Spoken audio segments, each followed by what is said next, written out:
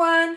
My name is Amanda and today I will be doing a short and not very well planned, spoiler-free review of Neil Gaiman's book The Ocean at the End of the Lane. I finished this book yesterday and I thoroughly enjoyed it, and I felt like I needed some time to gather my thoughts and just figure some stuff out in my head before I filmed this review, so let's just talk about it.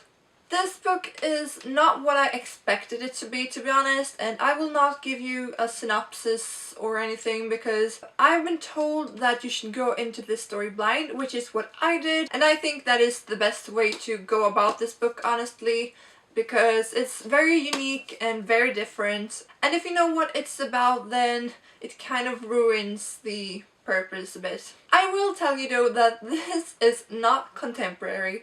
That was what I thought when I bought it, and I don't know, but this is probably as far away from contemporary as you can come. So if you're not really into magical stuff, then this is probably not the book for you. This is my first Neil Gaiman book, and I think it was a great book to start with. I really enjoyed his writing, and this story was just really unique and interesting. It just felt like there was something a bigger story that I didn't quite grasp. Many times throughout reading the story it felt like the meaning was just right there beyond my reach, but I mean I'm not saying that in a bad way, or maybe it's just my head being so stuffed with school stuff that I think everything is a metaphor for something.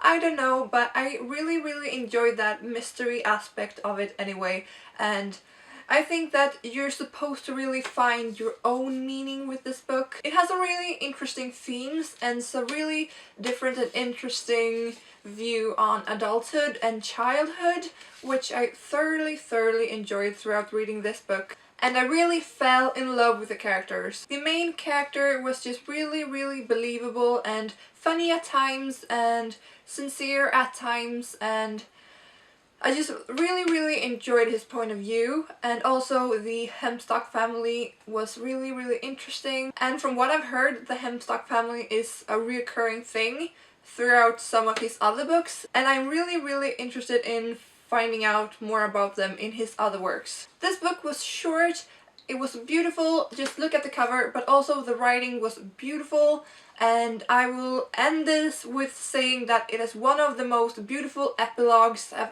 ever read in my entire life. The epilogue was perfect, beyond perfection. I gave this book 4 stars on Goodreads, but it's definitely a 4.5 in my book anyway. And I really recommend it to anyone who hasn't read Neil Gaiman, has read Neil Gaiman. It's a fantastic book, and it definitely sparked my interest in reading more Neil Gaiman books. So that was a short and maybe not so very well planned review, but I really want to get into doing more reviews on this channel because I really need to get better at reviewing books, so practice gives skill. Right. So if you enjoyed this video, please give it a big thumbs up because that would help me out a lot. And if you have any tips for book reviews that just makes them super duper fantastic, interesting, then